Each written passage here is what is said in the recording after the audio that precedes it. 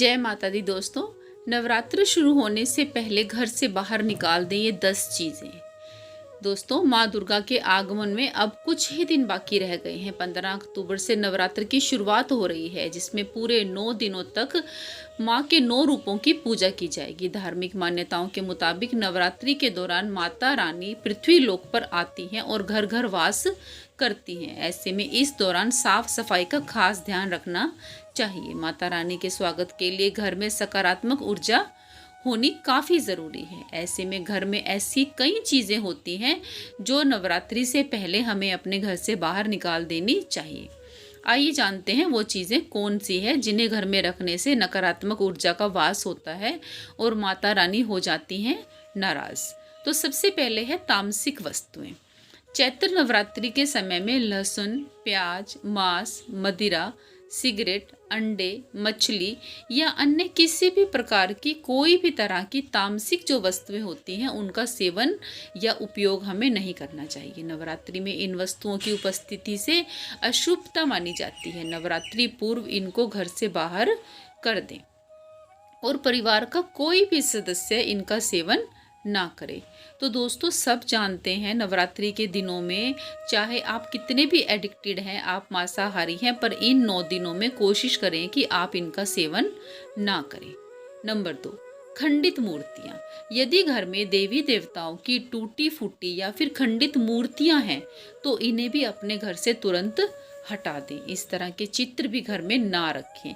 कई बार घर में ऐसे कैलेंडर्स या ऐसी फोटोएं होती हैं जो कटफट जाती हैं, उन्हें भी नवरात्रि की सफाई के बाद इन्हें किसी नदी या तालाब में विसर्जित कर देना चाहिए। घर में मूर्ति रखने से ऐसी मूर्तियां हमारे दुर्भाग्य का कारण बनती हैं। कोई भी टूटी फूटी खंडित मूर्ति है वैसे भी अपने मन को भी अच्छी नहीं लगती वो। नंबर 3, बंद घड़ियाँ। अगर आपके घर में भी कहीं बंद या बेकार घड़ी पड़ी हुई है तो उसे भी घर से निकालने का मन बना लें। घर में बंद घड़ी को बहुत अशुभ माना जाता है। यह ना तो सिर्फ हमारी तरक्की में बाधा बनती है बल्कि आने वाली जो भी अपॉर्चुनिटीज़ होती हैं हमारे जीवन में उनको भी रोक देती है। हमारा बुरा समय भी बंद घड़ियाँ लेकर आती है। नंबर 4, सूखा तुलसी का पौधा। दोस्तों, अगर आपके घर का तुलसी का पौधा सूख गया है या सूखा हुआ कहीं पर पड़ा है उसके बारे में आइए हम जानते हैं। घर में सूखी तुलसी रखना बेहद अशुभ माना जाता है। कहते हैं सूखी तुलसी रखने पर भगवान विष्णु भी क्रोधित हो सकते हैं। इसके चलते हरा भरा तुलसी का पौधा ही घर में लगाना चाहिए। अगर पौधा सूख जाए तो उसे घर से नवरात्रि से पहले ही निकाल देना चाहिए, क्योंकि दोस्तों आप सब जानते हैं कि ये हमारे भारत देश में क्या पूरे विश्व भर में ये बहुत ही पवित्र दिन होते हैं और सब इंसान चाहते हैं कि उसका घर हरा भरा रहे, धन धान्य से भरा रहे। नंबर 5, कटी फटी धार्मिक पुस्तकें। वास्तुशास्त्र के अनुसार घर में कभी भी कटी फटी धार्मिक पुस्तकें नहीं रखनी चाहिए।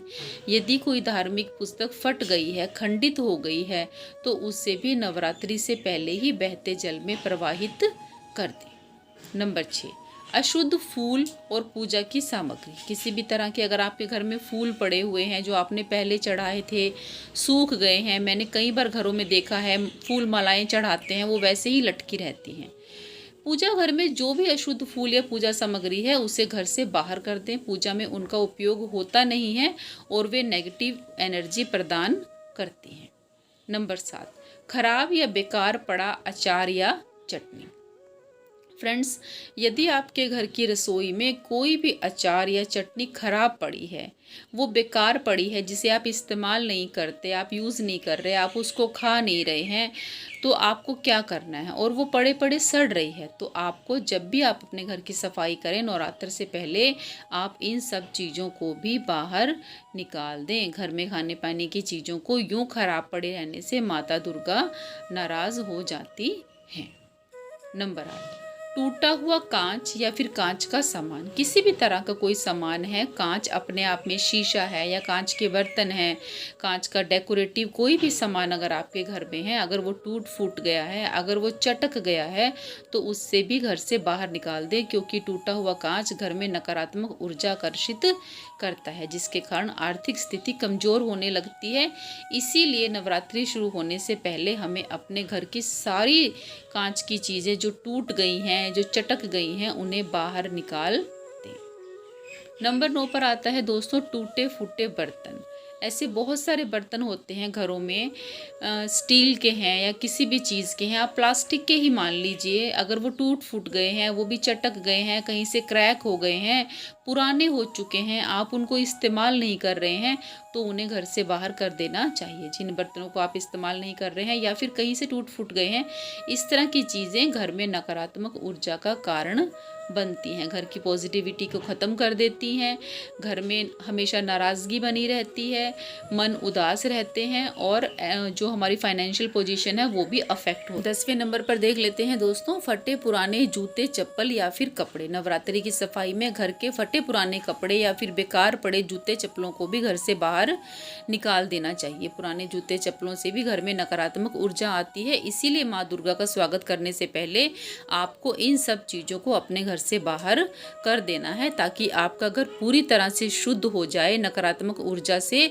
बिल्कुल ख़त्म हो जाए उसमें से, और माता रानी के लिए, उनको बिठाने के लिए आपका घर एकदम शुद्ध व साफ हो। आशा है आज की दी गई जानकारी आपको पसंद आई होगी। वीडियो थोड़ा भी अच्छा लगा है तो उसको लाइक और शेयर ज़रूर करें, चैनल को सब्सक्राइब कर लें, बेल बटन को दबा के ऑल पे सेट कर लें।